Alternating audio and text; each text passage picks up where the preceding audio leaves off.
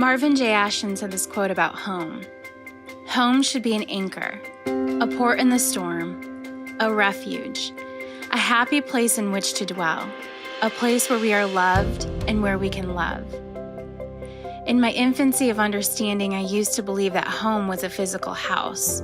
But as I grew in knowledge, I realized that home is actually made up of people who dwell together in unity, in mercy, in grace, in love, despite our differences.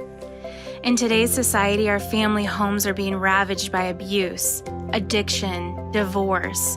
So we have children growing into adults that have never experienced a home where true love has had its way. I know we're in the midst of an opiate epidemic and we live in a world where sex trafficking is the second largest global issue. But what if I told you that this was only a symptomatic issue to a deeper problem? When we as a people experience the lavish love of Christ and we begin to move in that love, that is what changes the world. That's what you see with Covered. Covered is a group of people, a home of sorts for the broken. A port in the storm, a place where we are loved and where others love us. Covered is family, a family where healing takes place so that when we go back to our natural homes or our natural families, we can be healing agents for them too. We are more than a physical building. We're a movement, a light shining in the darkest places of our city, inviting others into connectedness, into belonging, and into love. I remember there was one particular night while we were on outreach. We had walked into this club. The club was known for giving the girls free cocaine and heroin just to be able to get through the night and make a larger profit. We walked into the dressing room of this strip club, and underneath natural lighting, this woman had bruises all over her body, and you could tell that she had drugs in her system and heavily intoxicated. And we walk in, and she nearly stops dead in her tracks and says to us, when you guys came in, there's just this bright white light that just surrounds you.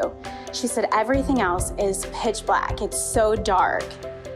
But this light just came into this place and illuminated everything. This soberness just came over her, and she started to crack a joke. She said, I swear you guys are like my guardian angels or something. She's like, I really need to talk to somebody in this moment.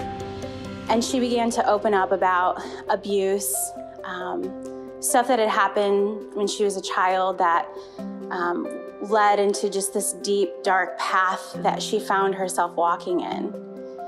And in that moment, we were able just to share hope and love and light with her, to pray with her in the midst of one of her darkest hours. I'll never forget how powerful the light truly is in the midst of such darkness. Light is made up of love, mercy, grace, kindness, humility. It's for others and not against them. It doesn't keep these records of wrong. It's extending forgiveness. It doesn't delight in evil, but it rejoices with the truth. It protects, it trusts, it hopes, and it always perseveres. Light is love, and what I've learned about love is that it never fails. I encourage you, be the light. By this, may we all do something crazy like change the world.